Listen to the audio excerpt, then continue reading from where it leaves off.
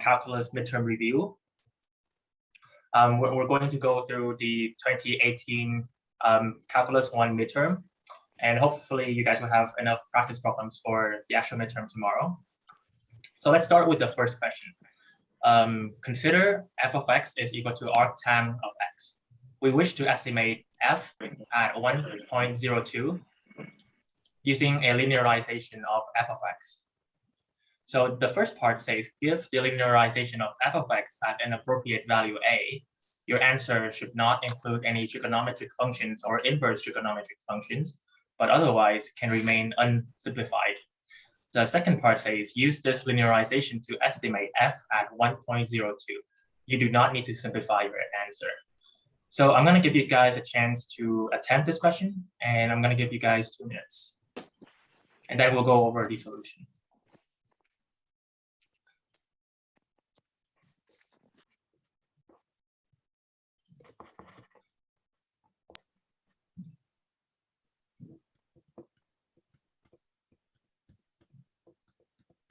If you guys have questions, feel free to turn on your mic and ask.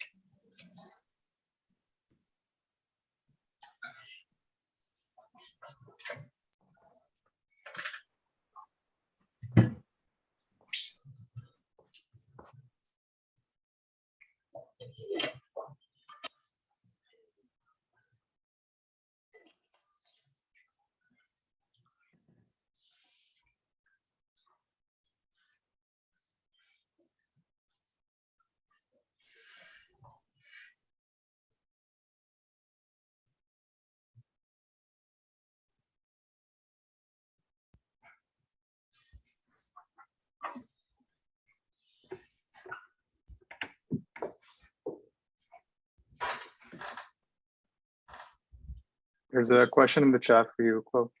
Yes. Are decimals allowed? Yes.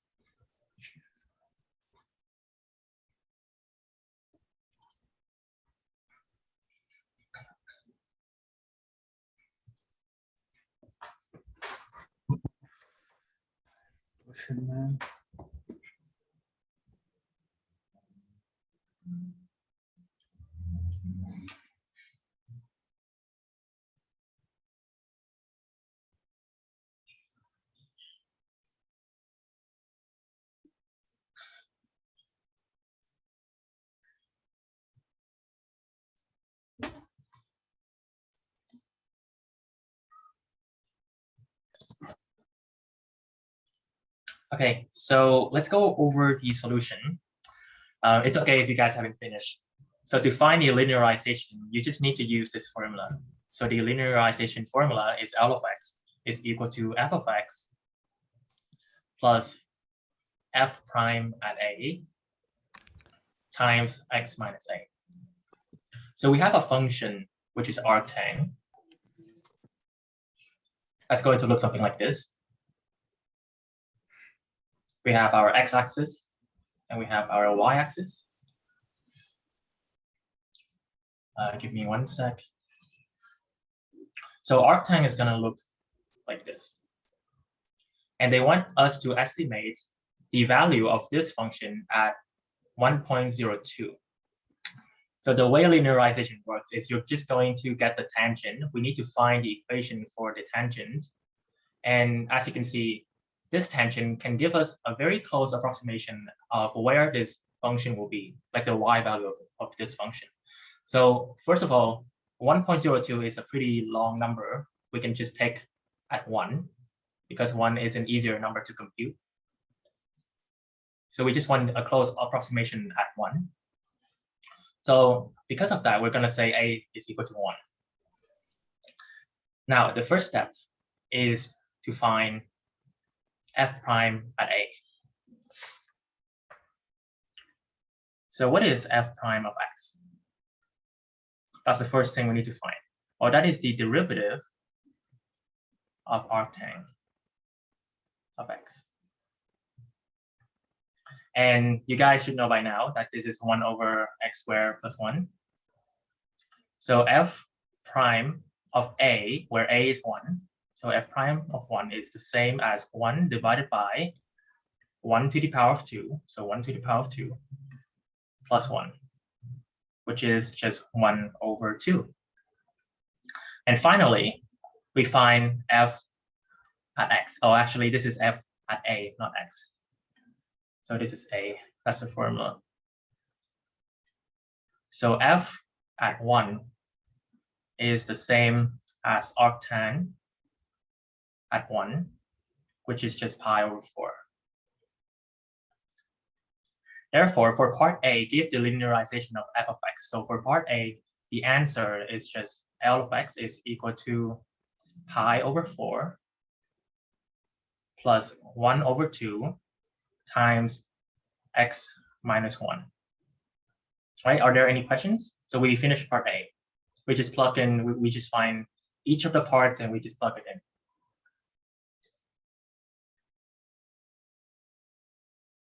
No questions? Are we ready to move on? Can I erase this? Maybe it's a good idea to keep pi/4 as pi/4. A convenient time to use decimals might be if you have, say, 0.2 divided by 2, and you just sum it out with 0.1. Yes, it's a better idea to keep it as like a simplified version, like pi/4, instead of writing decimals. Okay, convert it all into do, decimals. Exact value is the best, that's right. So we're going to move on to question B.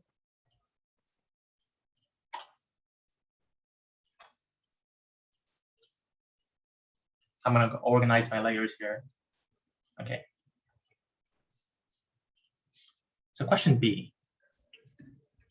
Oops, I still can't write yet.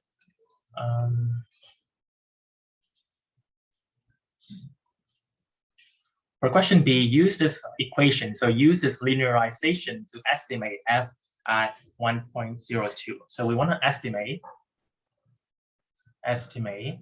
f at 1.02. And so we know that this value is going to be close to our linearization. So we just plug 1.02 into this equation. So L at 1.02 is equal to pi/4 plus 1/2 times 1.02 minus 1. That's going to be pi/4 plus 1/2 times 0.02, which is the same as pi/4 times 0.01. And that's it. So this means that the function, remember the arctan. So we want to get the our function look like this. We want to find a close approximation of this function at this point. And after doing the linearization, we get this value. So that is the answer. Are there any questions? So for those of you who use decimals instead of pi/4, your final answer should be about 0.795. Yeah. Okay, so let's move on to the next question. I'm going to erase this.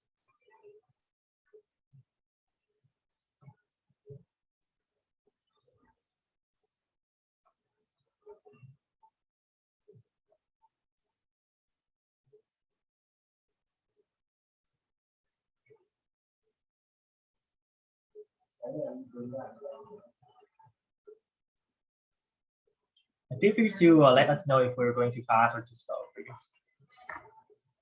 So the second question says, the temperature of a substance undergoing a chemical reaction. So this has to do with chemistry, denoted by h of t. It is known that the rate of change of h of t is given by h prime at t is equal to 1/t between t is equal to 2 and t is 10 seconds. Determine the net change in this function between t is 2 and t is 10. So we want to find a net change. I'm going to give you guys 2 minutes to do this.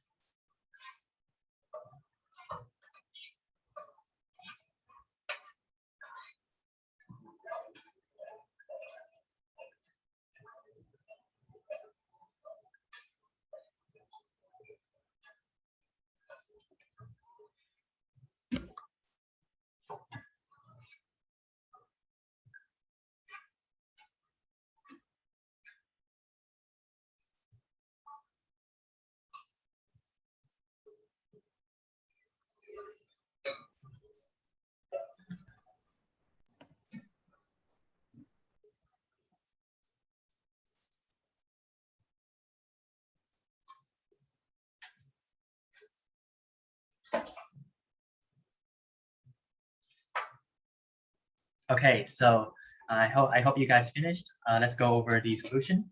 It's actually very easy. So there's a formula for the net change, and it is simply the net change formula.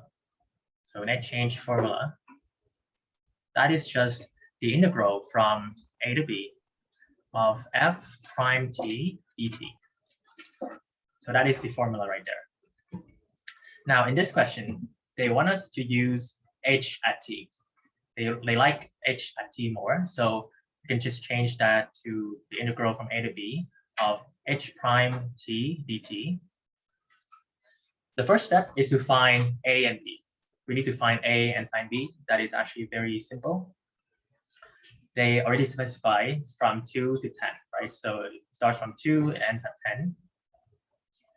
We are also given h prime t.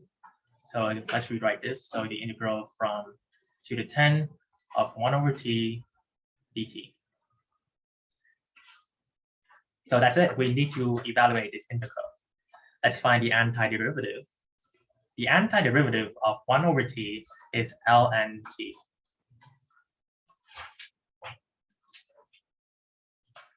This will give us ln 10 minus ln 2. And because of the log rule, remember, ln a minus ln b, ln b is the same as ln a divided by b. So at the end of the day, this would just be ln 10 divided by 2, which is the same as ln 5. So this is the net change and also the answer to this question. Are there any questions? Yes, we have one question. We solve for the antiderivative when solving an integral. Yep, that's correct. So as you can see here, we have the integral, and we must find the antiderivative. And the antiderivative is ln at t.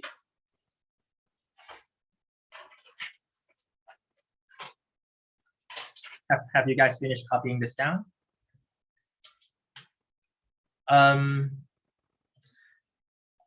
Okay, so we have another question. So we don't use f of b minus f of a, or is it just when we use the net change theorem? That is a very good question. We can also write this as f of 10 minus f at 2. So f is the antiderivative, right? This is small f of t is equal to 1 over t. And when you find the antiderivative, it's the capital F. It's capital F. So let's find capital F. The capital F, like this, is the same as the integral of 1 over t dt. And that's the same as ln of t. So you just put it into the formula. So a big F at 10 is the same as ln 10, and big F at 2 is the same as ln 2. And it's the same as ln 10 minus ln 2. These are two different ways of writing it, but it means the same thing. Does that make sense? If you leave it as this it will be fine. But again, we like it this way better because it's more simplified, right? Okay, seems like there are no more questions. Let's move on to the next question.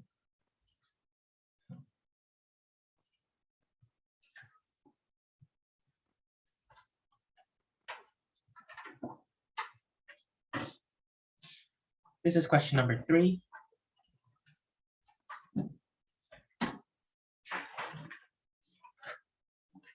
We wish to evaluate this integral right here.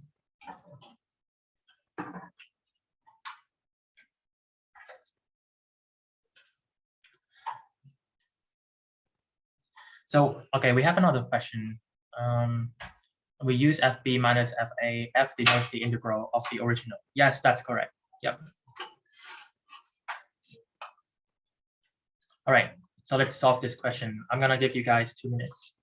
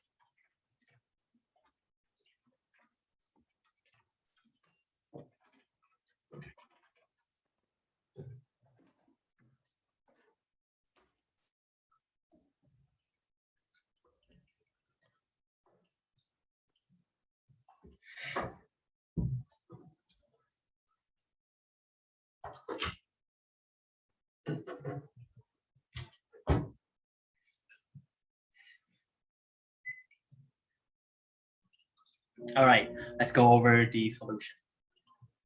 So how do you find the derivative of an integral? Well, there is a formula for this. So the formula is d over dx of an integral where this is b of x, this is a at x, this is f of t, and this is dt. So this is the integral that we have. And the formula states that this here is the same as d over dx of the antiderivative of this. So the antiderivative f at bx minus f at ax. And then this is the same as the derivative of the antiderivative. So that's like canceling itself out, you know, it's like plus and minus, they cancel itself out. So you're just gonna get the original function, small f. So f at bx times b prime at x minus small f at ax times a prime x. I'm going to give you guys some time to write this down.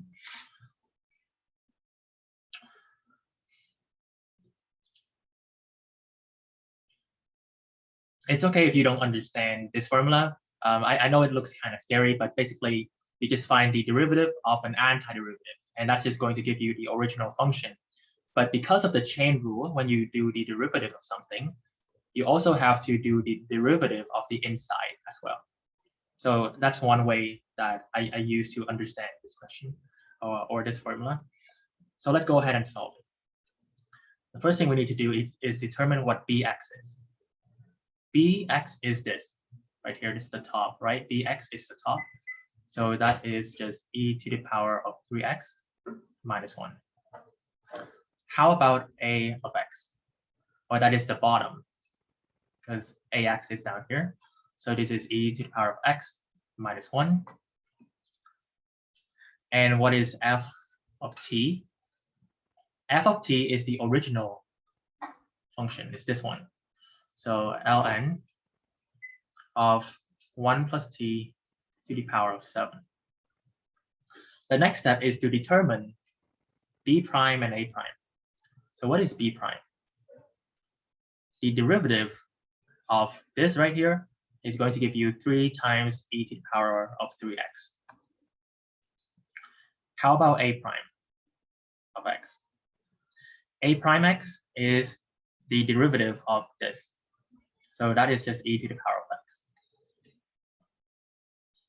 Now that we have all the pieces together, we can just plug this into the formula, and this will give us the answer. So what is f of bx? F of bx is the same as plugging this into this equation, plugging this right here into this equation. So f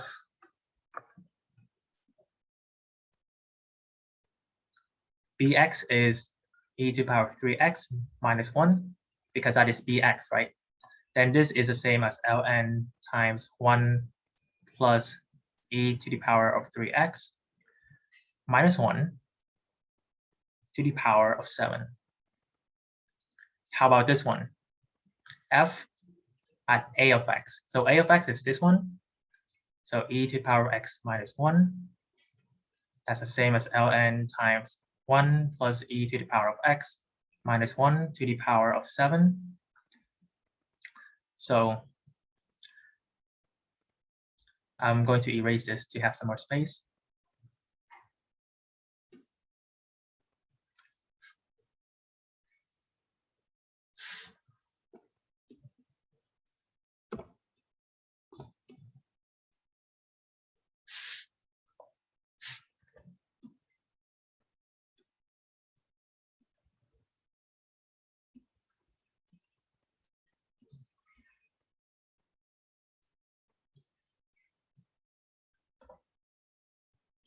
All right. So let's write out the final answer.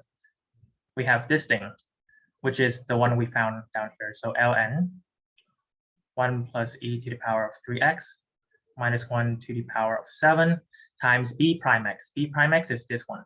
So times 3 times e to the power of 3x minus f at ax. So f at ax is this one we found. So ln times 1 plus e to the power of x minus 1 to the power of 7 times a prime x. So a prime x is this one. And we have simply e to the power of x. So this right here is the answer to this question. And circle it. So here it says you do not need to simplify your answer, so you can just leave it as it is. Are there any questions?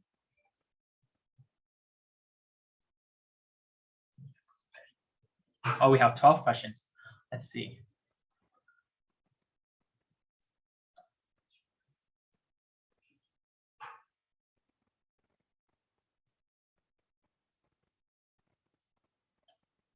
Oh, your professor has not teach you this formula? Well, I think I found this formula in the textbook. Yeah, but it is easy to have a formula to use.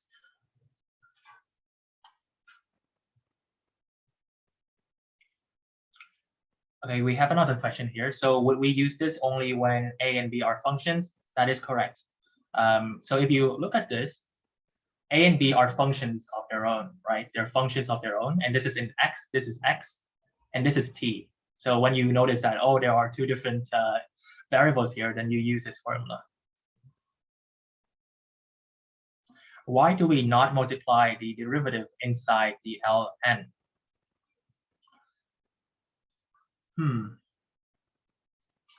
It wouldn't make sense to multiply it inside the ln, because the chain rule, when you do the chain rule, you have to multiply it outside, right? Sorry, I have one question. Yes, So, go ahead. it's now we know that like the b values of as a function of x, but what if your a value was like a constant value, like 3 or 2, 5? How would you solve this then?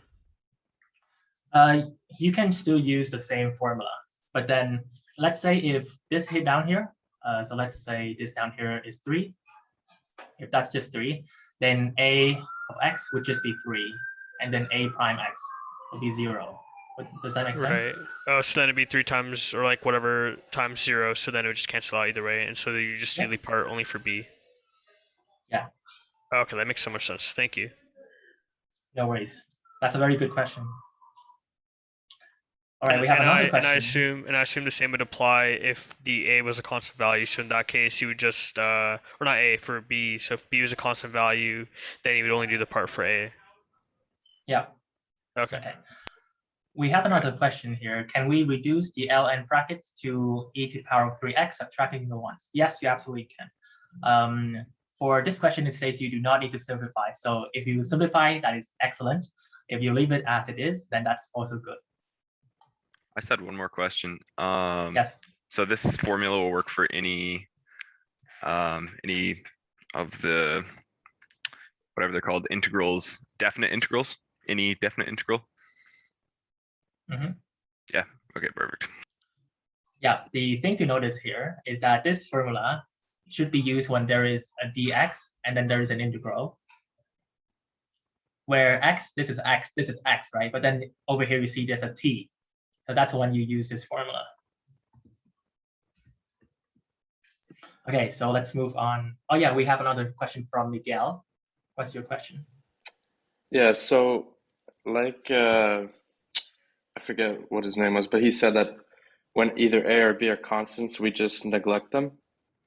So in this case, like let's say, like he said, b is like 5, we would just compute the first part of this equation, right? Yes, so that's because if, let's say if b is, let's say 5 instead of e to the power of 3x minus 1, so b of x would just be 5, and b prime of x would just be 0. So that will cancel out the first part of the equation because it's just multiplied by 0, right? So it's going to cancel out. Is that, does that answer your question? Yeah, it does. And then for the case where a would be 0, would we still have to include the negative sign in front of like the whole b operation? Which part is it? Are you talking about this part? Yeah, because like it's the equation itself, like, you know, it's like whatever you have in the b, it's b minus a, you know what I mean? Okay, so do you have to include the negative sign there in front when it's like one of them is neglected? No, it wouldn't be, because, so let's say if a is a constant, like 3, right? If a of x is 3, a prime x is 0. So this thing will be 0, right? This thing would be 0, and whatever times 0 is 0. And then this is just like saying minus 0, which. Oh no, sorry, I meant to say if it was b. Sorry, if b was if b was equal to like 0, will we still have to? If this is 0, then 0 times whatever here is going to be 0. So this is going to be 0 minus this. So the answer is yes, you still have to include in the minus sign in front. Yeah, that was my question. Yeah, perfect. Thank you. Thank you. Let's see, we have 2 more questions. Could you repeat when we would use this formula? Yes, when there is a derivative, d over dx. And then you also have an integral where they use the x. But inside the integral, it's a different variable. So you see it's t. Another question, what if 1 is a function and 1 is some number like 3? Yeah, I think I answered this one, which is if it's one of the numbers, like a and b are just numbers, then the a prime x would just be 0, the b prime x would just be 0, and that's going to neglect one of the parts inside this equation, right, it's just going to become 0 for this one or this one. Okay, so I have a question. yes, please. So I found a very similar question to this online, and essentially it's the same problem, but the exponent is to 6, but the answer key it's the same answer, but they use a positive value for the second term. So instead of negative ln of 1 plus x to the e to the x minus 1, they use the positive value. Like, is this wrong, or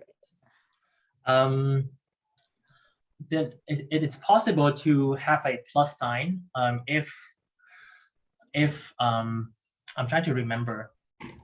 because what they did, instead of the formula you gave, they did 0 to e to the 3x minus 1, and then the second derivative is 0 to the e to the x minus 1. Could you show me the question if possible? Yeah, I can send it on the chat. Yes, please. Could it just be that the inside of that function was like negative, so then negative plus a negative, or sorry, yeah, negative plus a negative is just converts to positive? Yeah, that's what I'm thinking too.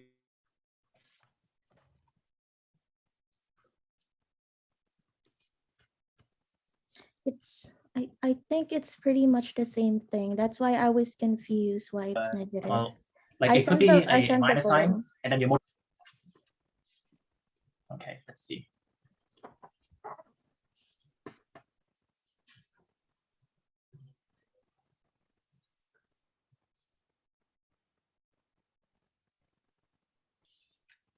Partial fractions are not on the test. They are. Yeah, we will cover a question with partial fractions. No, like they're not on our tests. Like all our profs said that they weren't. So it's like, yeah, it's like we don't have, I mean, for Maltese's class, we don't have that. Okay. So let's see.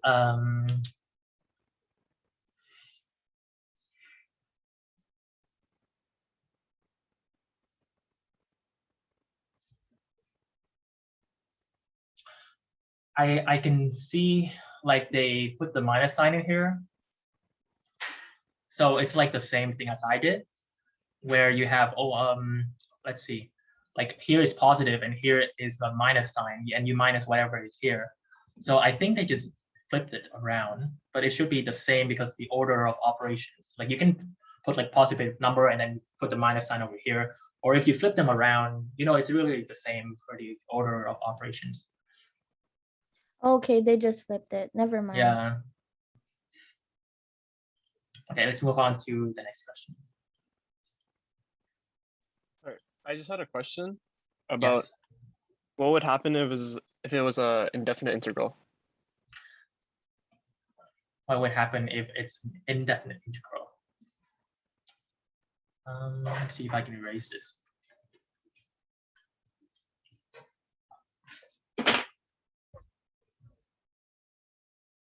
I think that it would just cancel out, right, Glenn? Glenn? That's what I was guessing as well. It's either because if so you're I'm taking thinking like, let's say something like this, right? Would it cancel out? I think it would, because the antiderivative of this, it's just the thing I'm wondering right now is whether you need a constant. Yeah, there's the constant. Yeah, it would just cancel out. Okay, thank you. No worries. All right, let's move on to the next question.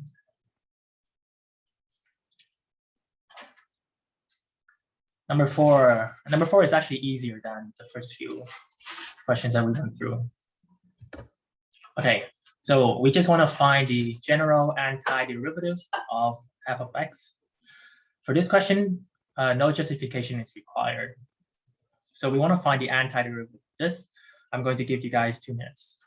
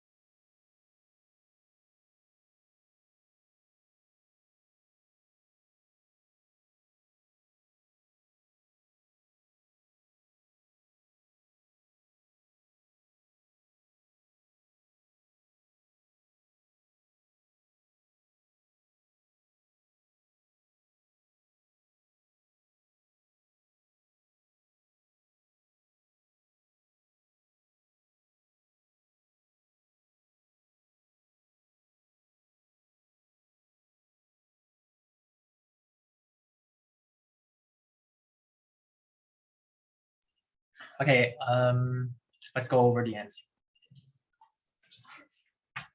We want to find the antiderivative of this. So the antiderivative is the integral x plus 5 to the power of 7 dx. It's an indefinite integral.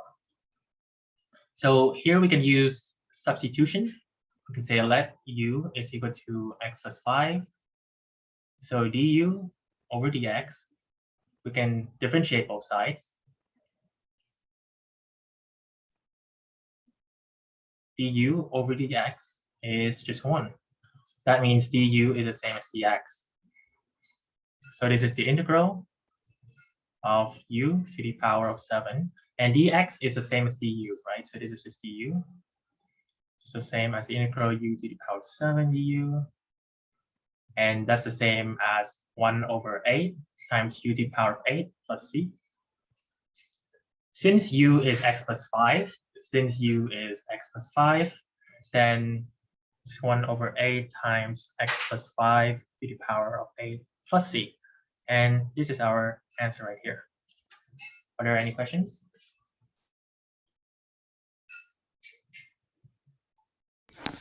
Correct me if I'm wrong, but like if a function is like inside of a bracket, it's like Like this one. yeah, like that one, like if you have like x plus 7 or like I don't know, like anything like that of sort, you can just use like the rule. You don't even have to like substitute at that point, right? Yeah, it's up to you as long as you get the answer to be like this. What if you had like polynomials, so like like x squared, x like plus 5, something like that? Yeah, we have a question like that later on, Okay. and I'll show you. And Yeah, that's so the no same thing as justification. saying, Yeah. this is the same thing as saying like x plus 5 to the power of 8 over 8, right? Yep. Because like sometimes in the textbook they write it like that instead of the fraction. Yeah, it means the same. If du didn't equal dx, would you just sub in du and then solve from there? If du is equal to dx, yeah, so as you can see here, I just make dx into du, and I just solve it from there. And after I get the u, I just substitute back the x, so we get the original variable. Like if du over dx didn't equal 1, would you just sub in du as a separate function then, or? So you mean like if du over dx is like 2x or something? Yeah. Yeah, so so we want to find dx, right? We want to change from dx into du because we want a u variable. So in this case, then du is equal to 2x times dx because you just multiply both sides by dx. And then dx would be the same as du divided by 2x.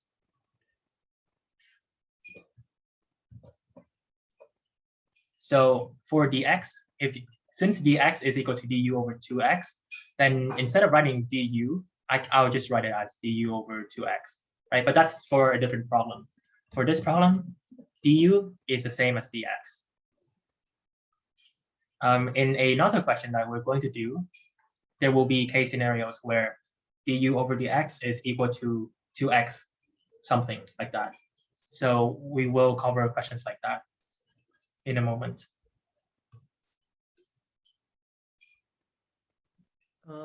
If the integral is, if there's like bounds on the integral, then It's would a we have to definite integral. redefine u? Like, would we have to redefine those bounds for u if we did substitution? Good question. We have an example later on. I'll explain that example. The short answer is yes. Yeah. That's actually the next example we're going to cover. So, oh no, it's not the next example, but let's do it anyway. So let's copy this one. And I will show you guys a secret to solve this question in 2 seconds. But we want to find the antiderivative of this. And I'm going to give you, say, 1 minute for this one.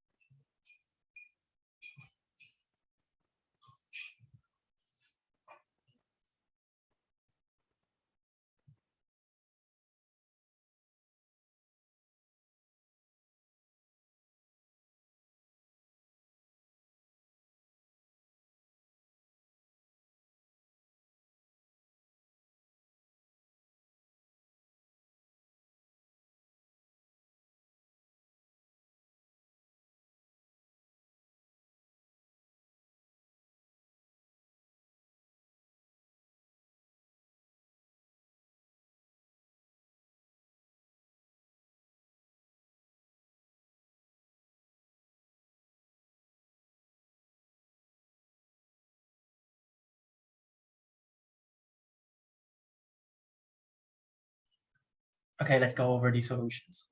So in the Calculus for Dummies textbook, there is a trick to solving questions like these. So we have secant tan minus CSC COT. If you remember these two lines, you will remember all the integrals, like for the trig ones. So let me show you what that means. So if you differentiate secant like this, then you're differentiating secant. And that will basically give you secant tan. You just ignore the two, right? So then this will give you secant tan. Now, how about if you go from this way? If you do the derivative of tangent x, then you're differentiating this one. That will give you this much, including the 2. So that's going to give you secant square x. Okay, so that's only for the first line. Let's paste it here. Now, how about the derivative of cosecant? Well, you're taking the derivative of this, you're going this way, right? So that's going to give you this.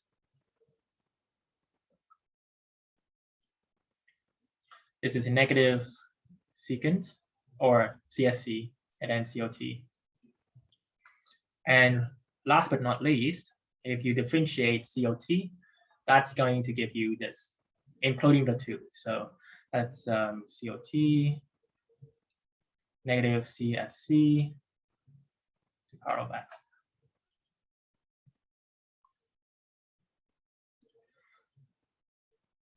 What do the arrows mean? What do the arrows mean? The arrows are just there to help you visualize things. Like it doesn't really mean much. I just think of it as differentiating. Like if you differentiate these two, then you're going to get these, and you just ignore the 2, right? Just ignore the 2. So the derivative of secant, that's gonna give you secant tan, ignore the 2. Now, how about if you go the other way? If you go the other way, you go from here, you differentiate these 2. That's going to give you this. Right, so the derivative of tan of x is going to give you secant square x. Yeah, when I saw this formula in the Calculus for Dummies textbook, like it just blew my mind, because it shows you how to memorize it on the exam. Yep, so if you go the other way around, this is like if you go the other way around, that's going to give you tangent x plus c, right? So that's actually the answer right here. The antiderivative of secant square is going to be equal to tangent x plus c.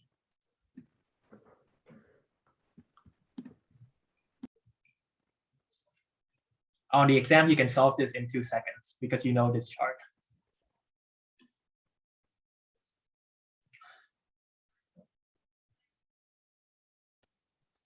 So for all the arc trig, you'll have a negative in the middle.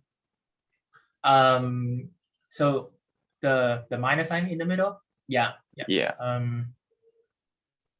that's right. Okay. I see a question here. It says, I don't understand the tan x and the secant x. Oh, the secant x, not tan x. Okay, the secant x, not the tan x. Again, like I said, this chart doesn't mean much. It's just a simplified chart for you to remember. If you remember it, you will be able to get these equations. So like I said, like you said, you don't understand the secant, like how you get from here to here, right? So I'll explain again. if you differentiate these two, then you're going to get these two and ignore the two. So the differentiation of secant x is secant x tan. The differentiation of CSC is negative CSC COT. If you remember this chart and know how to use it, then you will remember all of the trig formulas. Now, if you go the other way around, then you are going to get this, including the two. So the differentiation of tan x is secant square x. Okay, so it looks like you understand it now. Yes, go ahead. If we change the question to minus cosec squared, the answer will be cotan. I'm sorry, could you repeat it? If we change the question to minus cosec squared, so the answer will be cotan. Okay, so if we change the question, to minus cosecant square like this, yeah, and if we want to find the antiderivative, then that's going to be COT x plus c. So don't forget the c, the constant. Oh, okay. Yeah. Okay, let's move on to the next question.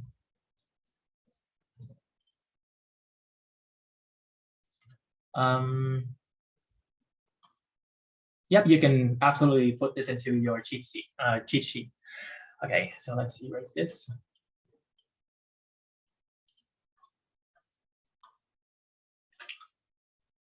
Now we get to the fun part.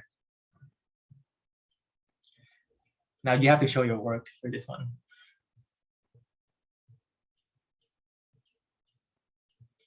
Evaluate each of the following definite integrals. Show your work. So you want to find the answer to this definite integral. I'm going to give you guys 2 minutes for this one.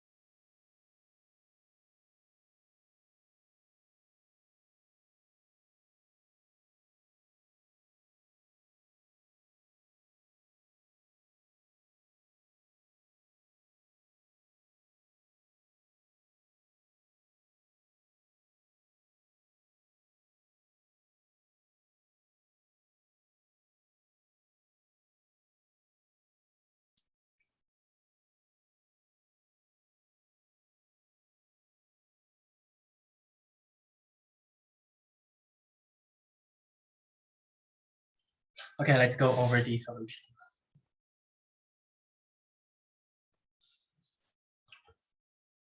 So you can just do f2 minus f0, where f is the antiderivative arctan x dx.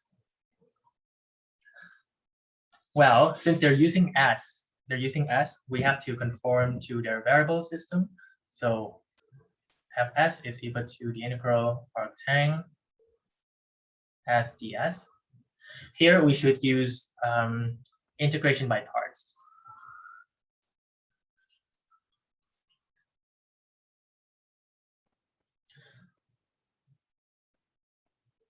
Oops, let's see.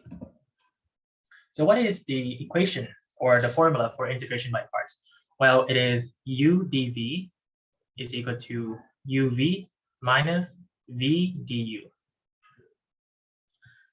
You can also use the Linearization rule, Linearization like this, where L is logs, I is inverse trig, A is algebra, T is trig, E is exponent. So the first thing that comes up here is the inverse trig. So for this reason, we know that U is arctang.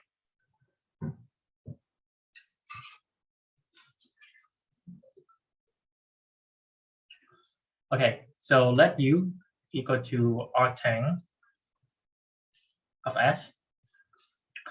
And then we differentiate both sides.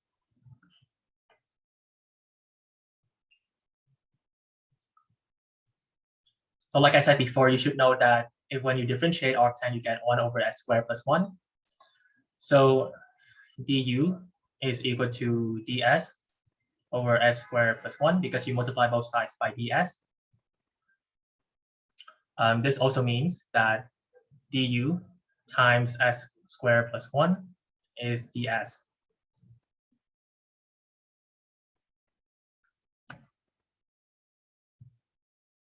How do you know when to use integration by parts versus use substitution? It's really trial and error. Like sometimes when you do enough practice problems, you look at something and you know right away that you need to use integration by parts. Okay. Which one's more common usually? Like, do you start with one and then go to the other, or? Like when I do this one, I know I have to use integration by parts because substitution won't work. And you know, partial fractions don't make sense here. You don't use partial by fractions. You don't use trig substitution. It has to be integration by parts. So if you try one method, it doesn't work, you can try another method. Okay, now, how about the v? So we found u. U is arctang. We said u is arctang, right? So how about the v? Well, the dv is the rest of it, the rest of the stuff. So dv is equal to ds. That means v is the integral of 1 times ds, right? You can also write this as ds like this, but then again, like it's the same as 1 times ds, and that's going to give you s plus c. Okay, or just s. You can just write it as s to keep it simple. All right, now all we have to do is just plug and check into this formula. We're gonna have right here. We're going to substitute everything in. So u is where's u? Yeah, arctang x. So u is arctang of s. V is the same thing as s.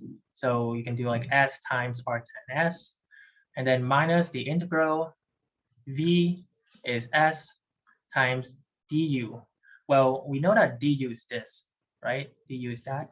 So this is ds over s squared plus 1. I think this is a pretty important part. So if you guys have any questions, please let me know. Let's see. There are 10 questions in the chat.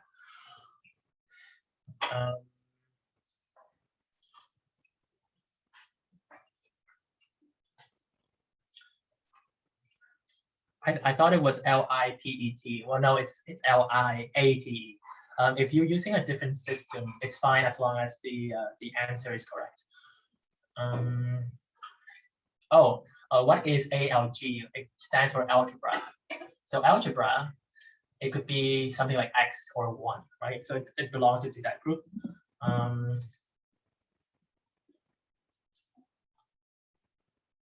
Since we know the antiderivative for arctang, we can do integration by parts.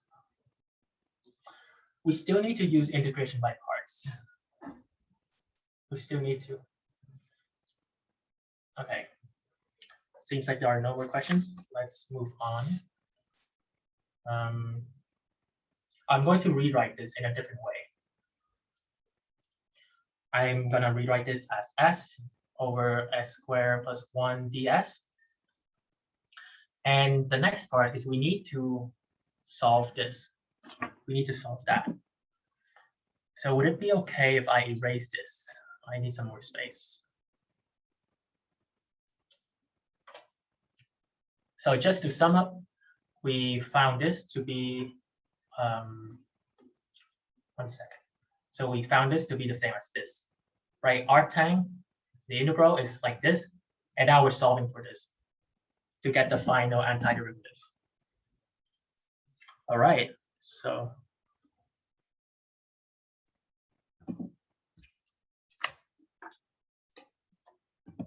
oops, let me circle this. Okay. This s over s squared. To solve this, I'm going to use substitution. I'm going to say let a is equal to s squared plus 1. So this is s divided by a, right? And if we differentiate both sides, dA over ds, that's going to give you d over ds. This is 2s. Oh, wait, sorry. This is s squared plus 1. So dA over ds, this will give you 2s. And then dA is equal to 2s times ds, which means that ds, what is ds? ds will simply be dA over 2s. So ds is the same as dA over 2s. And by this point, you will see that the s will cancel out. That's why we use substitution here. So this is the same as the integral 1 over a times dA, which is the same as ln a plus c.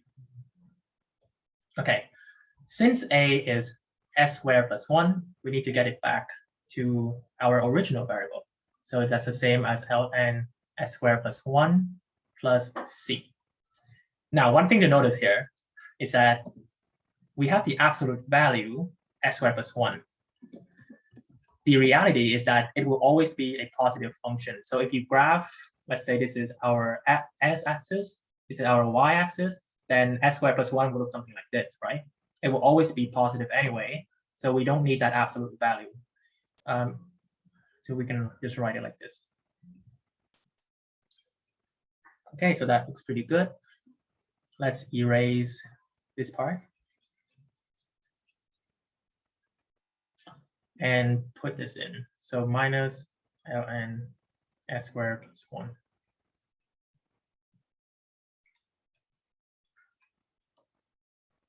Oh, wait. Yep, I noticed that there's a 2 here, right? There's a 2 here. I forgot. There's a 2 here, so we need to bring the 2 out as well. So it will be like this. Because it's divided by 2, right? Sorry about that. I didn't see the 2. Okay, so are there any questions? No questions.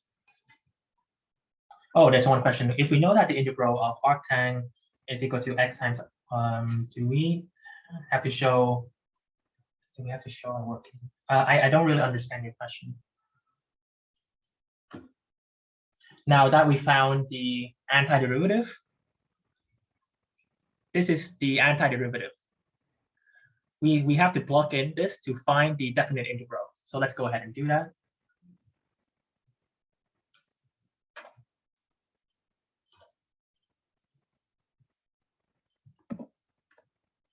So we just successfully found the antiderivative. Now we have to find f2 minus f0. That is very easy to do. Now the hard part is over. f2 is equal to 2 times arctang of 2 minus 1 over 2 times ln. Actually, I'll write it like this. ln 2 to the power of 2 plus 1. And you can ignore the c because you're doing the definite integral. So the c no longer is there. You get 2 times arctan of 2 minus 1 over 2 times ln 4 plus 1 is 5. Now, how about f at 0? Well, that's the same as 0 times arctan of 0 minus 1 over 2 times ln 0 to the power of 2 plus 1. That's equal to 0 minus 1 over 2 times ln, this is 1. And you know that ln 1 is 0, right? So that's literally just 0 minus 0, which gives you 0. So f2 minus f1 is this, minus 0. So this is equal to 2 arctan 2 minus 1 over 2 ln 5 minus the lower bound f0, and f0 is just 0. So we don't even need to write it there. So that's it. This is our final answer for this question. Are there any questions? 6 questions. Let's see.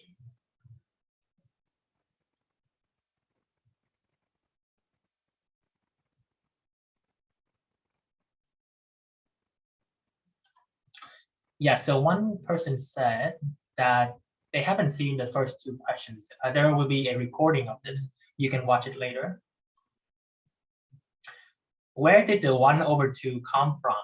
Where did the 1 over 2 come from? It came from the integral we saw earlier. So later on, we will post the recording of this and just go to this part and then try to like rewind back a little bit, and then you'll find the 1 over 2. This will be posted in the Discord. It's also on YouTube. We'll send the link in the Discord MAT1320 server later on. Okay, we'll send the link there.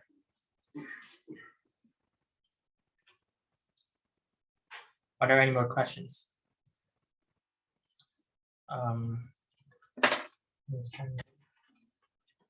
So just a question about like substitution and integration by parts. So you said that you use integration by parts when if you use substitution, like you can't really cancel anything out, because if you substitute in something for like the ds or dx or whatever it may be, if you can't cancel out whatever is left over within the actual integral itself, then it won't work. So then that's when you use integration by parts, right? Yep, exactly. Okay. Okay, moving on to the next question.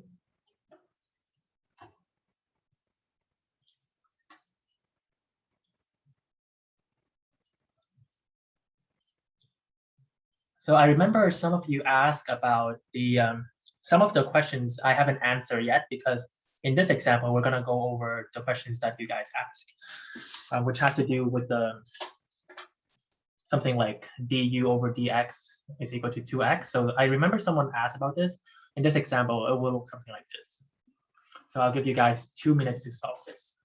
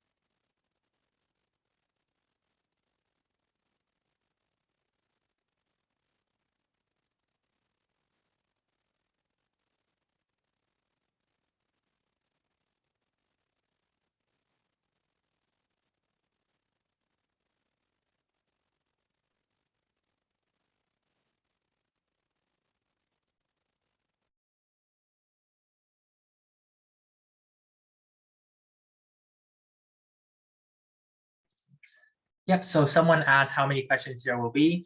We will cover 4 more questions. There are 4 more to go. So let's do the solution to this one. Now, same thing, it's a definite integral, so it's going to be f3 minus f2, where this f is the antiderivative. So f of x is equal to the integral sine 1 plus square root of x over x dx. So we have to use substitution because I'm telling you, like, it's going to cancel something out. Looking at this, I can tell that something is going to cancel out. So u will be equal to 1 plus the square root of x. When we differentiate it, this will be the same as d over dx, 1 plus x to the power of 1 over 2. So du over dx is the same as 1 over 2 times x to the power of negative 1 over 2. So du over dx, 1 over 2 times the square root of x. So if you use proportional fractions, you multiply like this. If you learn proportional fractions, you'll get 2 times the square root of x times du is equal to dx. Okay. So let's substitute this in here. This is sine times u, and over the square root of x dx is the same as 2 times the square root of x du. So 2 times the square root of x du. Now here you will notice that the square roots will cancel out. Since 2 is a constant, we can always move them outside of the integral. You get the integral 2 times sine u du. And now that simplifies a lot of things. So we get 2 times negative cos u plus c, same as 2, that's minus 2 times cos u plus c. That is the same as minus 2 times cos. Since u is 1 plus the square root of x, so 1 plus the square root of x plus c. Okay, any questions so far? Now that we find the antiderivative, we can just plug this in here and find the final answer. Okay.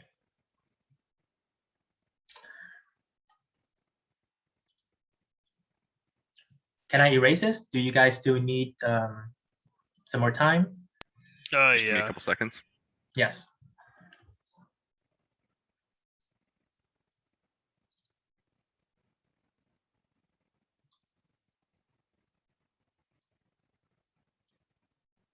So I have a question. Yes. Is it always better to take everything inside the brackets instead of just like taking, for example, u to be square root of x?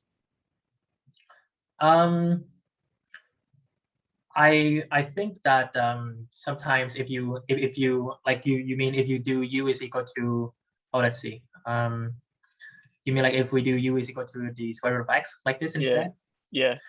Yeah, it's not going to work because you're going to get something like this. If you substitute it in, you're going to get something like 1 plus u over u, right? That's not a very beautiful integral to solve.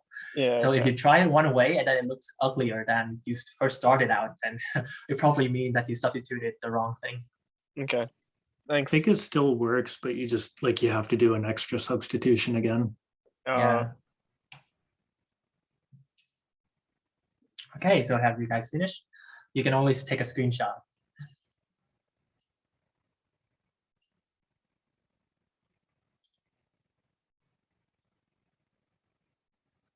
Okay, somebody asked, I vaguely remember that for substitution, we have to change A and B values for the type of the question. You could if you want to. However, when I try that method, I find that you make mistakes a lot more. So just do it the way I do it, which is you just find f3 minus f2, and then you just find the antiderivative. Like this, you just find the antiderivative, and you substitute, you do whatever you have to do, but then at the end of the day, you just get back to the x. You have to get back the original variable, which is x. And so you don't have to change the value of A and B in this case. Does that make sense?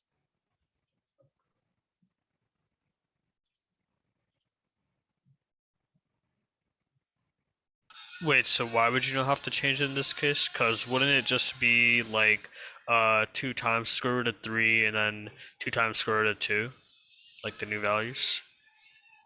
Yeah, if you change it, it will look something different. It will look different, but then, like I said, like I don't recommend changing it because it's going to cause you to make a lot more mistakes. So if you just get back to the original variable, you do the substitution, which is here, right? You do the substitution, but just change the u back to the x. So if you change the u back to the x, then you no longer have to change a and b, right? Because you get back to the original variable.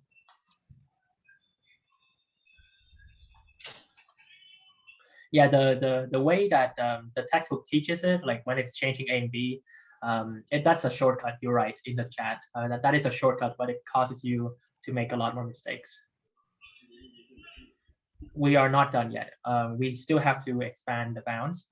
Okay, so I think that's enough time to copy this down. I will erase this right here.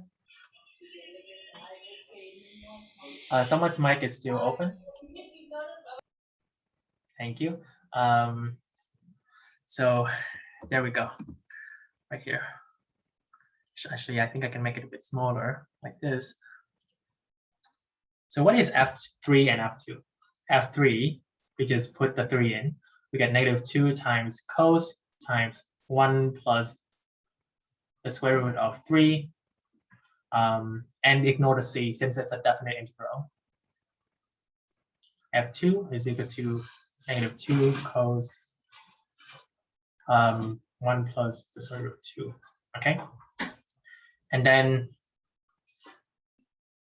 F3 minus F2 from this one, F3 minus F2, that would just be -2 cos 1 plus square root of 3 minus square root of 2 cos 1 plus, oops, this will be 1 plus square root of 2. And finally, -2 cos 1 plus square root of 3 plus 2 cos 1 plus square root of 2.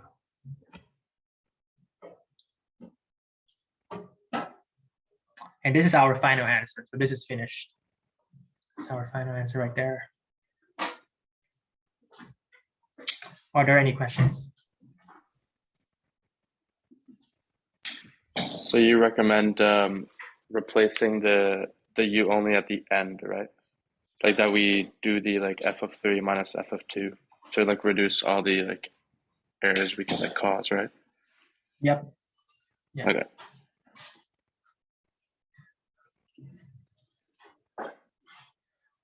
All right, that's one question. So just to recap our steps, we took the antiderivative, then we do F3 minus F2, and that was our answer.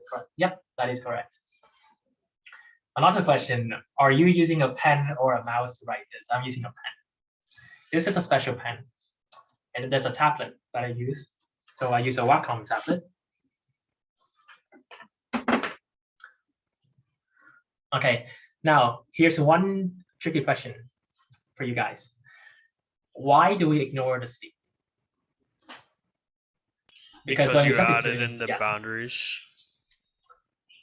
That's close. All right, so F3, it's like if we plug 3 in here, like you can still keep the C if you want to. It's not wrong. But here it would be something, F3 is this plus C minus whatever is in here plus C, right? And then when you solve it, this will be plus C, and then you minus this. Oh, wait, give me 1 second. I'll actually make it a bit easier to read. So F3 is this plus C minus whatever is in here plus C, right? And then you solve the minus sign here. So this would be plus, and the minus sign with C is like minus C.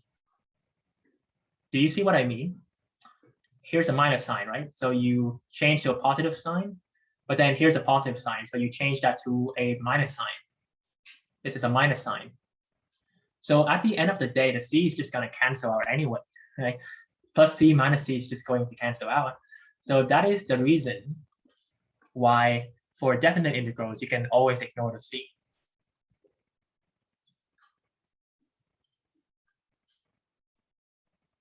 Yep, every time we do FA minus FB, there's no C. Okay, do you guys need some more time to copy this down?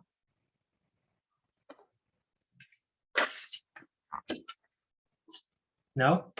Okay, that's pretty good. We have 3 more questions to cover.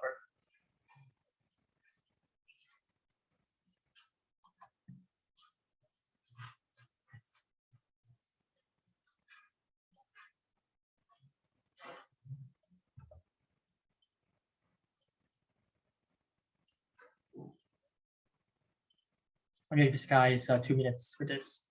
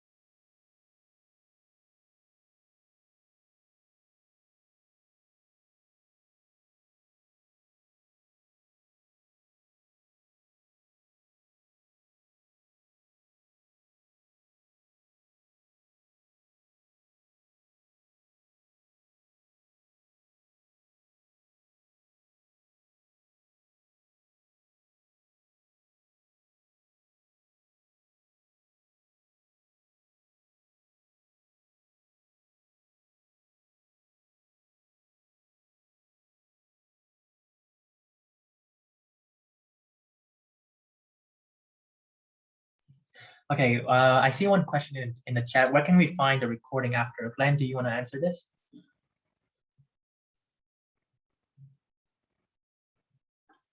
You're muted, Glenn. But we'll post it on Discord.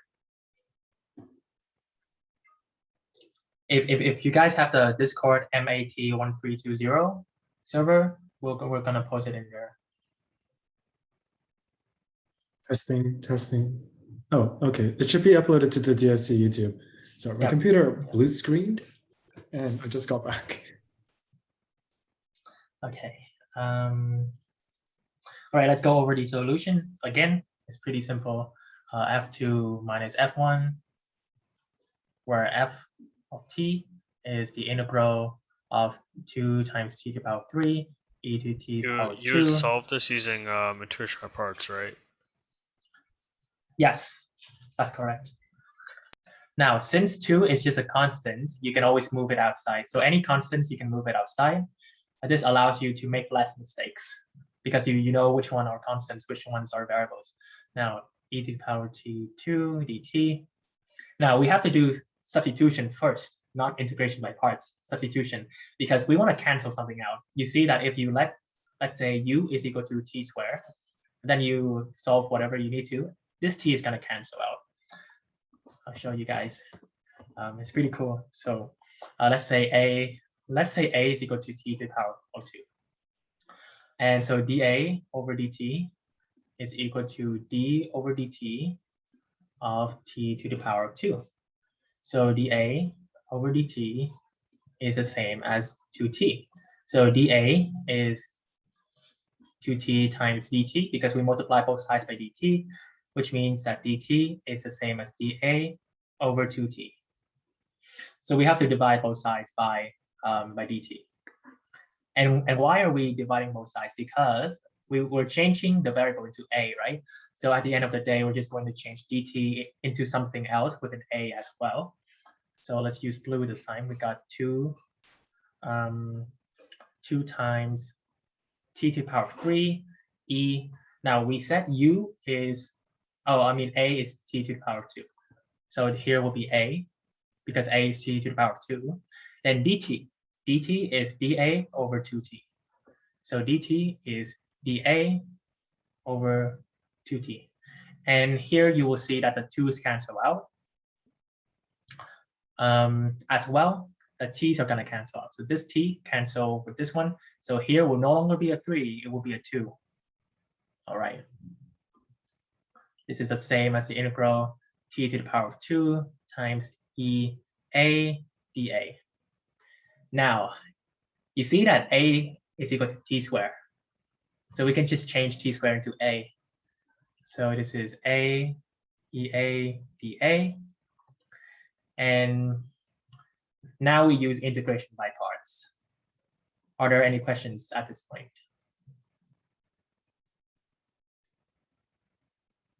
No questions, okay. Now, I'm gonna get myself some more space.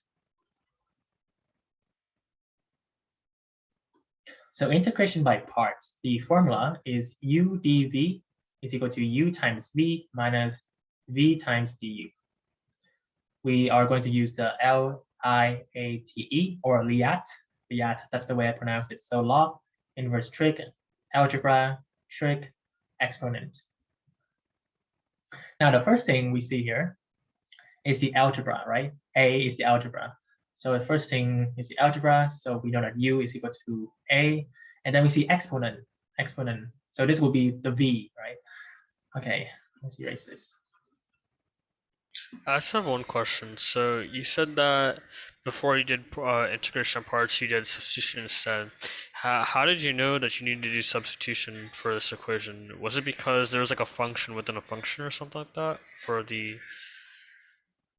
That's because you see here is t to the power of 2, and this is t to the power of 3. So that gives you a hint that it can cancel out, right? It's gonna cancel something out. Yeah. So like, what would you say in general the hint is for knowing when to substitute with that in mind? Well, I guess it just takes practice to recognize. Just like look at it like when you see something that you could, like when you calculate the derivative of it, it can cancel out something that you see. That's how you know. Yeah. So like just look at it and calculate the derivative so of the because variables. you saw two t's, like like the t to the power 3 and t to the power 2, you thought that you could substitute it out or whatever. Exactly. Yeah. Okay. So that's how you just calculate the derivative of like stuff in there, and then when you see, oh, well, the derivative of t squared is 2t, well then boom, you can do that. Okay. Okay, so let's say u is equal to a, right? Because we said u is a, so du over dA is the same as d over dA of a. So du over dA is just 1. This means du is the same as dA. So we got the u. We know that u is a. How about v? Well, dv is the rest that you see, the rest of this stuff. So dv is the same as e to the power of a times dA. And give me 1 sec. Okay, so v is the integral of this. V is the integral. E to the power of a dA. This will give you EA, e to the power of a. Now let's substitute into this formula. So this right here, we're going to use integration by parts, and we found out that using this formula, we know that it's u times v. So u is a. U is a. Let me move this over. So u is a. V is EA. V is e to the power of a minus the integral. What is v? V is e to the power of a. And what is du? Du is dA, right? Because du is dA. So this will be dA. We have one question. Isn't it e to the power of a divided by a? The reason is no, it wouldn't be. Because the integral of e to the power of a is ea, right? It's just the same as integral e to x dx is equal to e to the power of x. So it won't be e to the power x divided by x. No, if you look in the textbook, this will be the formula. All right, now what is the integral of e to the power of a dA? Well, exactly like I just said, this would be e to the power of a plus c. Does that make sense?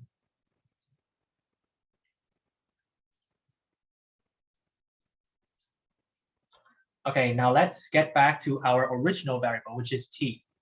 We want to get back to the original variable, so we don't have to change the like the a and the b up here, the upper bound and the lower bound. So a is t squared. We said a is t squared. Okay, we have another question. Did we substitute u for a?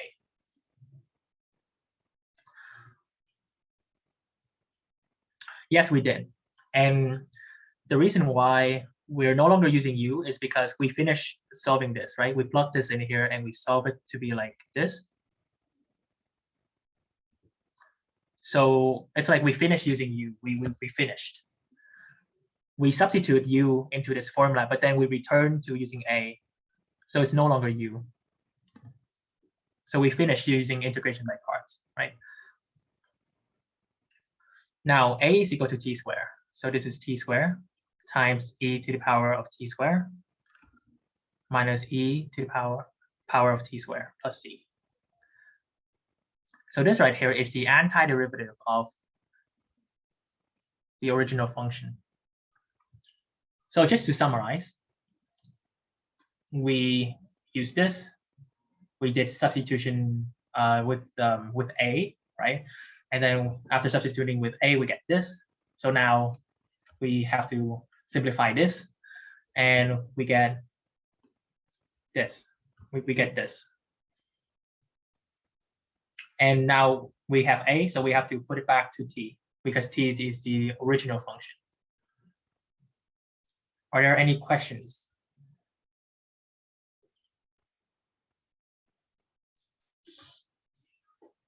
Yes, so how do we choose v and du again?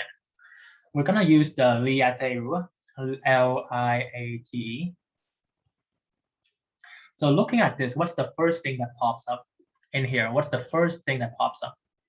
We know that e to the power of a is the exponent, and a is algebra, right? A is algebra. So since the a comes first, then this would be u. So u is equal to a.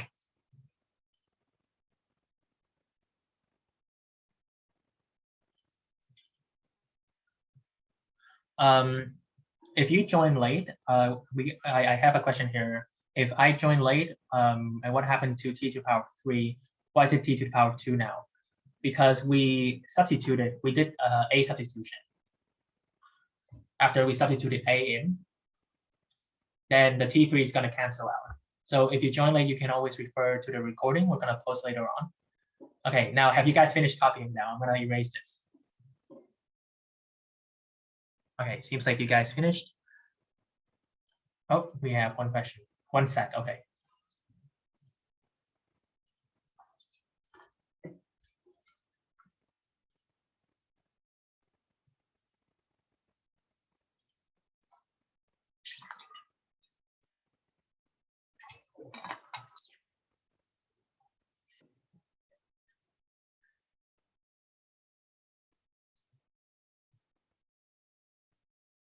Okay, have you finished now?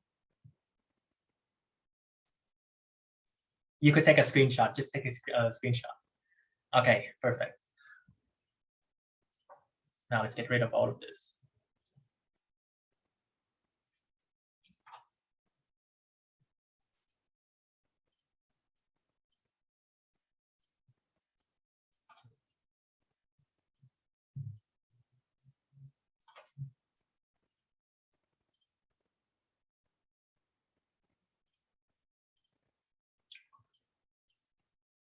All right, I'm trying to take this and move it to the top.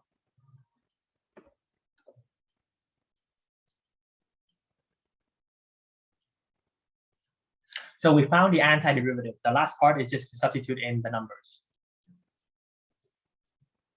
What is f at 2? That's the same as 2 to the power of 2, e to the power of 2 minus e 2 to the power of 2 plus c, right? But it's a definite integral, so we don't need to do that. So this is the same as 4 times e to the power of 4 minus e to the power of 4. This right here is actually like this, okay? So that's the same as 3e to the power of 4. How about the 1? That is 1 to the power of 2 times e 1 to the power of 2 minus e 1 to the power of 2. 1 times e minus e, that's 0. So at the end of the day, f2 minus f1. That's the same as 3e to the power of 4 minus 0, which is 3e to the power of 4. So this is our final answer. Are there any questions?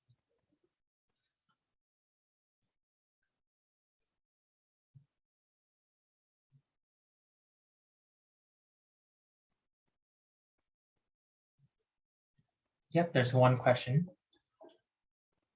Were we supposed to do this in 2 minutes? No.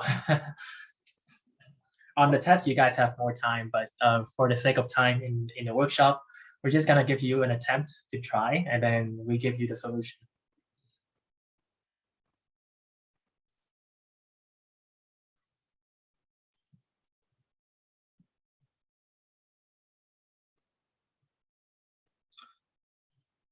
Okay, have you guys finished copying?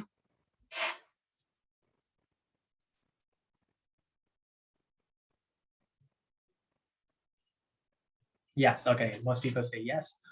I'm gonna erase this.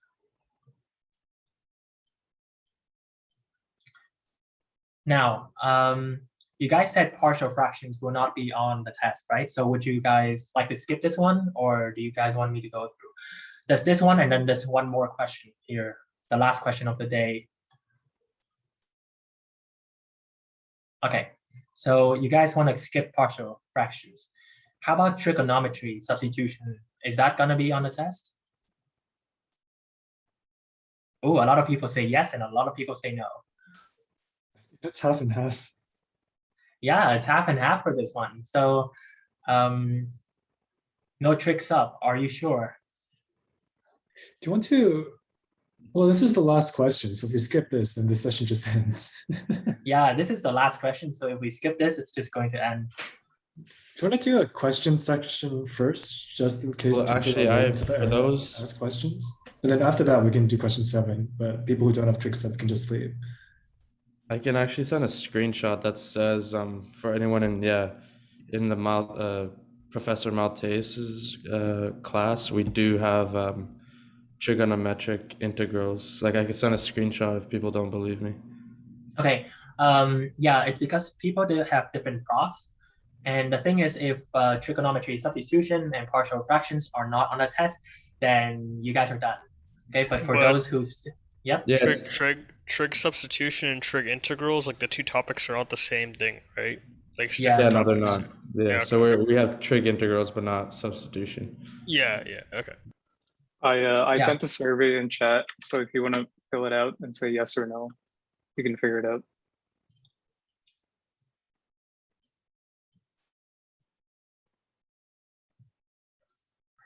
So if it's not on the test, I still think it's a good idea if you stay, because this is going to be practice for you guys as well.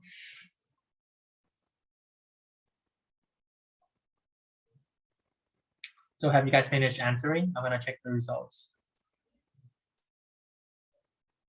Oh, 70 people said no, and 11 people said yes. So Jethan, should we do this one? It's up to you. Yeah. Okay, so for the 17 people, these guys said no, so this is the end of the workshop for you. But for those who said yes, we'll do it right now. We'll do question number 7. This is actually a very good question to try because it's a hard question. And if it's going to be on a test, in the next test, then you guys should be ready for this. So let's see.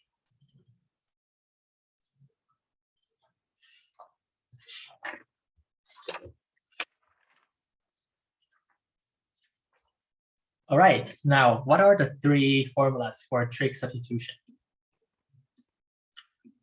The three formulas are, let's see, something like this, a to the power of u minus u to the power of u. We have something like this, a to the power of u plus u to the power of 2, like this. We have u to the power of 2 minus a to the power of 2. So in here, a is a constant, a is a constant, a is constant. U is the variable. So this will give you u is equal to a sine theta. This is u is equal to a tan theta. This is u a secant theta. Okay, so which one do we use? It has to be one of these three. So how do we know which one to use? Well, let me show you a trick. X squared minus 2x plus 10. X squared minus 2x plus 1 minus 1 plus 10. We're perfecting the square. So we get x squared minus 2x plus 1 plus 9. X minus 1 to the power of 2 plus 9. Okay. So looking at this, which one does it look similar to? Well, of course, it looks like this one, right? It looks like that one. And where a is equal to 9, and u is the variable, so u is x minus 1. Okay, if that doesn't make sense, let me try again. So in this equation, here, this is u squared, this is a squared. Yes, it would be 3. So a squared is equal to 9, which means a is 3. So u squared is equal to x minus 1 squared. So u will be x minus 1. So we found the thing that we need. So we don't need these other ones. We can erase it.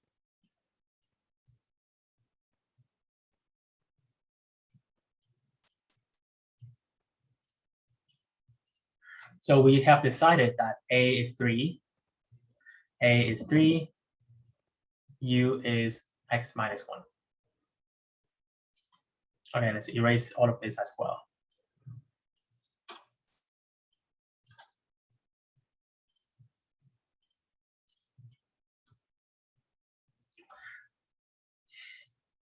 So using this formula, u equal a tan theta. So u is x minus 1 is equal to a, which is 3, times tan theta. Okay. Now this also means that x is equal to 3 tan theta plus 1.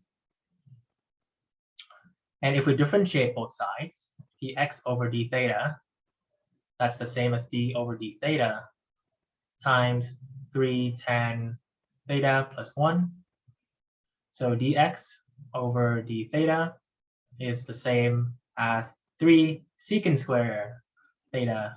Remember, like from the chart I showed you guys, if you know how to use this chart, you're gonna be able to solve this very quickly. So the differentiate tan, you get secant square. All right.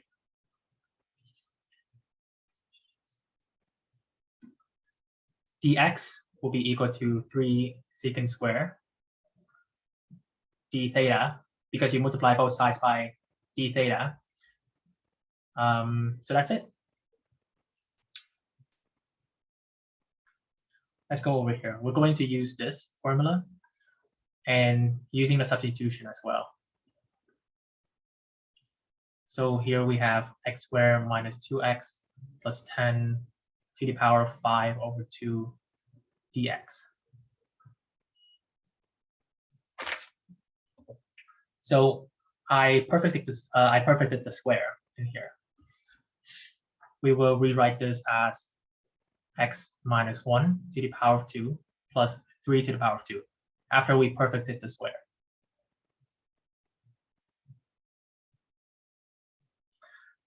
Now x is 3 tan theta plus 1. So since x is 3 tan theta plus 1, we substitute it in here. So x minus 1 is to the power of 2 is the same as 3 tan theta plus 1 minus 1 to the power 2, which will be 3 tan theta to the power 2, which will be 9 tan to the power 2 theta. Okay, does that make sense? Any questions?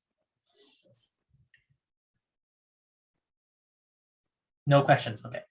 So I'm going to erase this because this is x minus 1 to the power 2 is the same as this, right? So I'm going to erase this. This is 9 tan squared theta. And 3 to the power 2 is 9.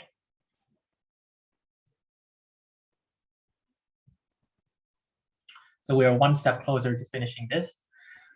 Now dx is 3 secant squared theta times d theta.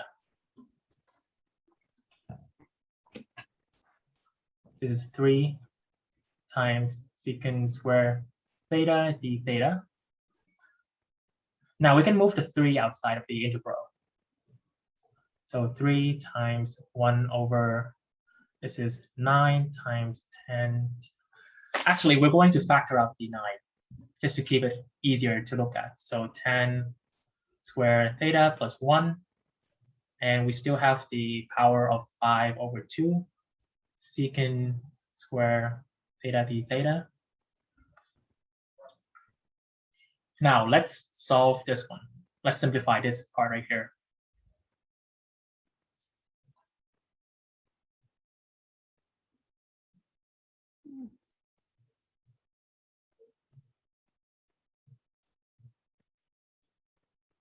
Okay, now if you guys learned trig equations, you know that tan squared theta plus 1 is equal to secant squared. So this is secant squared.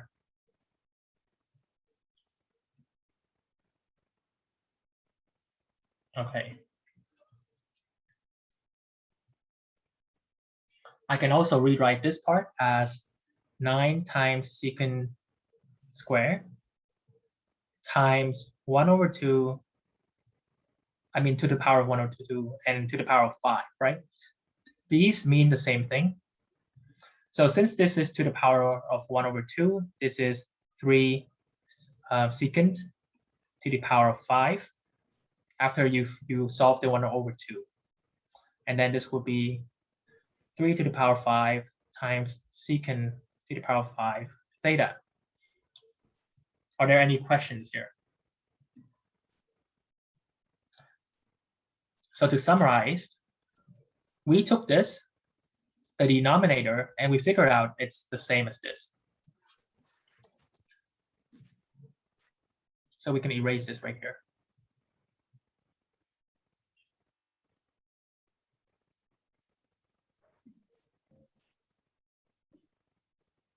This is 3 to the power of 5 secant 5 theta.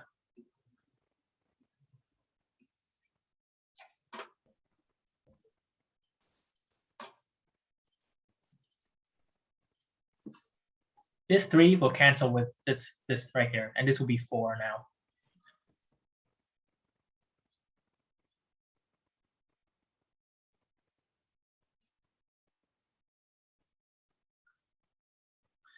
Since 1 over 3, like 3 to the power 4 is a constant, you can move it outside of the integral.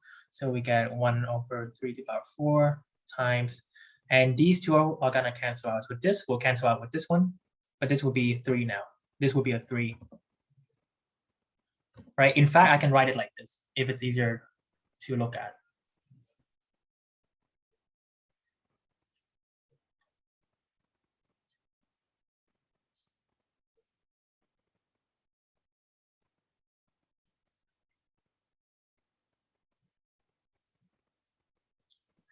You also know that secant is the same as 1 over cos, right? Secant is 1 over cos. So this means that, let's see if I can get some more space. I will erase this.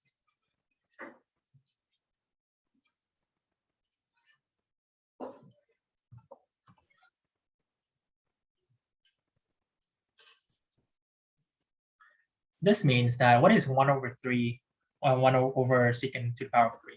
So 1 over secant to the power of 3 is the same as 1 over cos theta to the power of 3,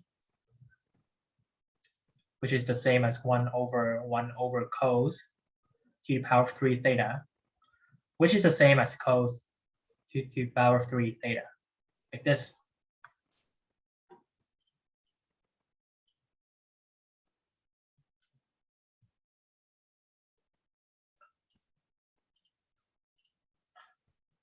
So this is the same as 1 over 3 to the power of 4 cos to the power of 3 theta. Okay, we are one step closer to finishing.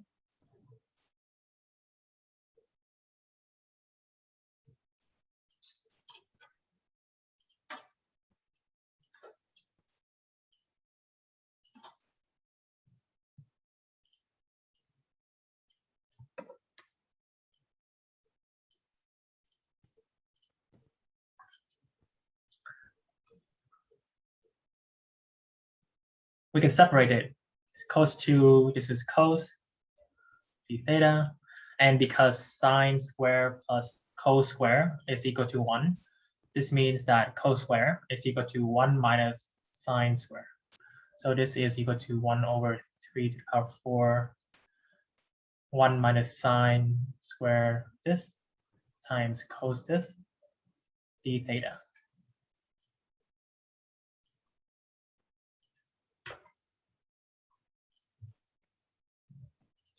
Now we use substitution because looking at this, I know that something's going to cancel out.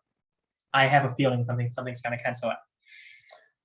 We're going to cancel out the cos. There is a way to cancel this out. So let u equal, no, actually let a different variable this time. Let a, we're going to use a is equal to sine, like this. No, actually just sine theta. So dA over d theta is cos theta, right? When you differentiate this, you're going to get cos theta. Or rather, d over d theta sine theta is the same as dA over d theta of cos theta.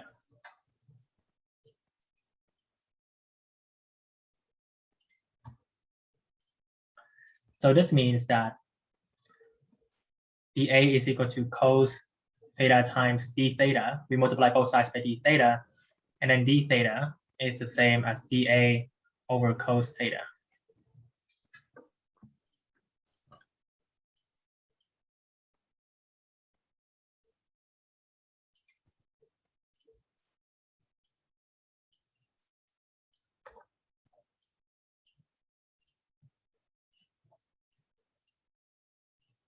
Now let's put our a values in. This is 1 minus a is sine theta, right? So this is a squared times cos theta. D theta is the same as dA over d cos, dA over d over cos theta. So these two are going to cancel out, and I can just write this. Since they cancel out, I'll write it like this. It's the same as 3 to the power 4. The antiderivative of 1 is a, minus the antiderivative of this is 1 over 3a to the power 3 plus c. Now, that's it. We solve the integral. Okay, we solve the integral. Now we need to get back from a to sine of theta because we did a substitution, so we have to substitute back. So a is sine theta, right? A is sine theta. Sine theta. And a to the power of 3 is sine to the power of 3 theta. I'm going to get rid of all this space.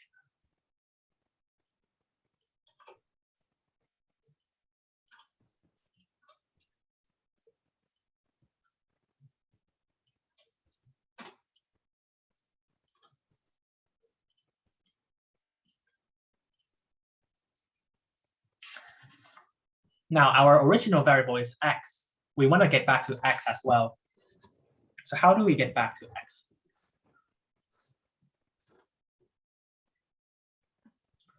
here we said x is equal to 3 tan theta plus 1, right? So x minus 1 is equal to 3 tan theta. From this, we can say that x minus 1 over 3 is equal to tan theta. Tan theta is the same as y over r. If you learn in the trick stuff in the textbook, it's actually y over x. So the y value is x minus 1. So since this is theta, the y value is x minus 1. So on the y-axis, it's x minus 1. The x is a 3. So on the x-axis, it is 3.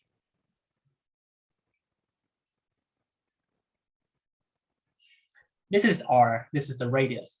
And using Pythagorean theorem, r squared is equal to a squared plus b squared, right? A squared is this one, b squared is that one. So this is the same as x minus 1 to the power of 2 plus 3 to the power of 2. R squared is equal to x squared minus 2x plus 1 plus 10. Oh, sorry, plus 9. R squared is equal to x squared minus 2x plus 10. So r squared is x squared minus 2x plus 10.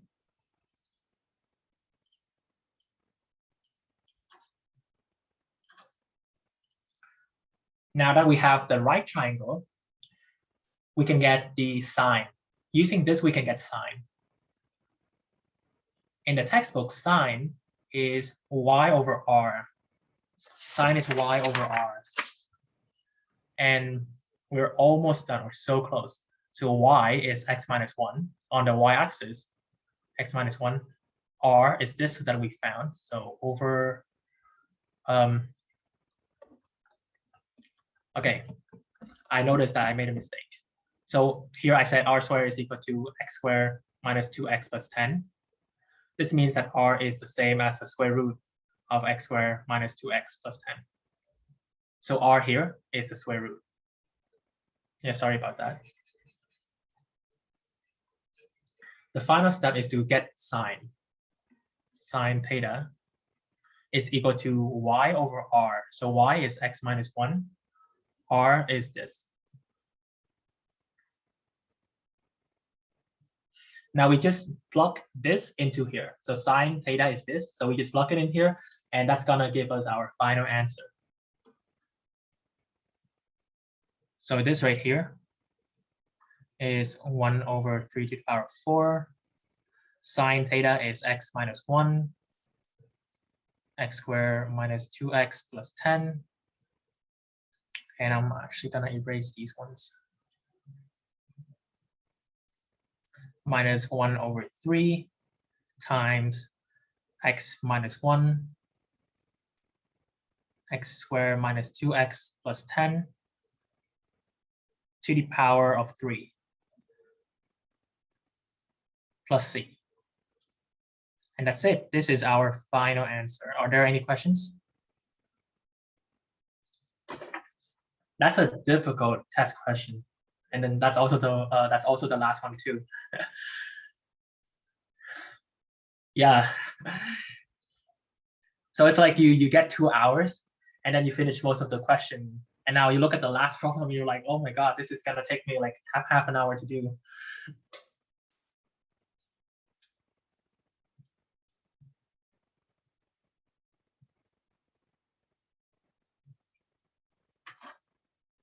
Yes, calculus 2 is 10 times harder than calculus 1. Actually, the class average for my class was a 50 for calculus 2. But I got an A+ for that class. So I'm telling you, like, I know how to help you to get an A+ in calculus 2 too. So I made a playlist on YouTube and I posted in the chat. And I'll also post this on Discord too. But basically, if you watch all of the videos in the playlist, I'm gonna summarize everything up until midterm 1. So I'm gonna share with you all the tips, all the tricks, and all the secrets that you need to know in order to ace calculus 2.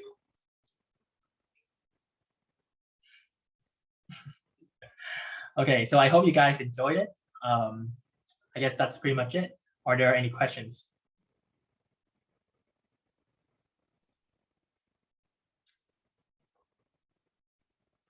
do you have any tips for related rates?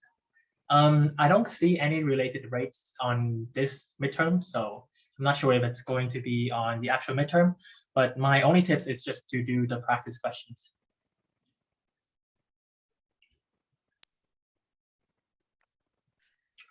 Yes, I will post this video in MAT1320 Discord.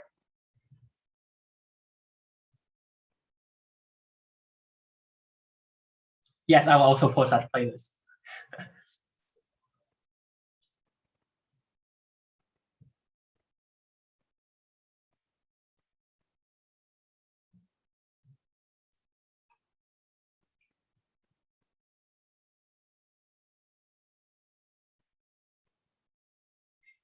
Thank you for coming. I hope you guys enjoyed it. Thanks for coming, everyone. Have a good night. Thank you for coming.